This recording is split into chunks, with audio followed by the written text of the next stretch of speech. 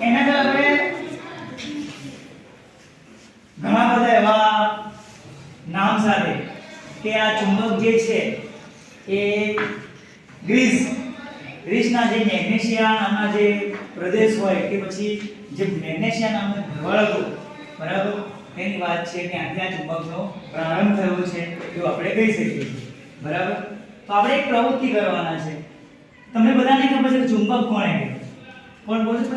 ચુંબક કોને કહેવાય? ચલો, ચુંબક કોને કહેવાય? બોલો. જે પદાર્થ લોખંડને આકર્ષણનો ગુણધર્મ ધરાવતો હોય એને ચુંબક કહેવામાં આવે છે, બરાબર.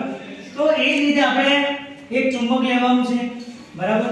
ચુંબકની સાથે સાથે આપણે એક આ સોય લઈશું. પછી સ્ટેન્ડ તો મેં લીધું જ છે, સ્ટેન્ડ લઈ લીધું છે અને આપણે દોરો લીધું છે. દોરો તો જોઈશે જ, બરાબર. તમને ખબર પડે કે દોરો નીચે લટકે છે કે નથી લટકતી, બરાબર. સોય ચુંબક સાથે આકર્ષણ થાય છે કે નથી થતી, બરાબર, એ જોવાનું છે. તો અહીંયા આપણે જો કે ચુંબકની અસર હવામાં લટકતી પેપર ક્લિપ સાથે થાય છે કે નથી થતી તે આપણે જોવાનું છે. તો સાધન સામગ્રીમાં જુઓ, કાગળનો એક કપ, આપણે કાગળનો કપ નથી પરંતુ કાગળ જેવો કપ લાગે છે, બરાબર, તમે જોઈ શકો છો. પછી લોખંડની બનેલી એક ક્લિપ, બરાબર, કાં તો સોય લઈ શકીએ છીએ. અહીં દોરો મેં લીધો છે, સ્ટેન્ડ લઈ લીધું છે આપણે, અને કંકણાકાર ચુંબક લેવો. એટલે કંકણાકાર ચુંબક એટલે ગોળ પ્રકારનો ચુંબક. ચુંબકના કેટલા પ્રકાર છે? ટોટલ 4 પ્રકાર છે. બીજા પ્રકાર ઉદાહરણ લઈ લીધા છે, બરાબર. કયા 4 પ્રકાર છે તો બોલશે, લખાયેલું છે, બરાબર, તમે જોઈ શકો છો, બરાબર. કયા છે? ગજીયો ચુંબક, નળાકાર ચુંબક, નળાકાર ચુંબક, કંકણાકાર ચુંબક અને સોયાકાર ચુંબક. અને છેડાથી જે ગોળાકાર હોય એ ટાઈપનું ચુંબક. ટોટલ 6 ચુંબકના પ્રકારો છે, બરાબર. એ તમે જોઈએ આપણે, બરાબર. તો અંદર આપણે સુનેનું આકર્ષણ થાય છે કે નથી થતું એ જોવાનું છે, બરાબર.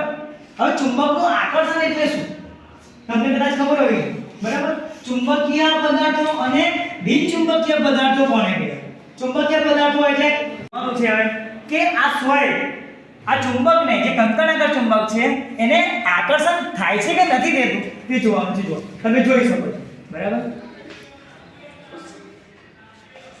જો છે, દેખાય છે તમને આ સોય? તમે જોઈ શકો છો, બરાબર. આ રીતે પણ કરી શકીએ છીએ, બરાબર. થયું કે ના થયું?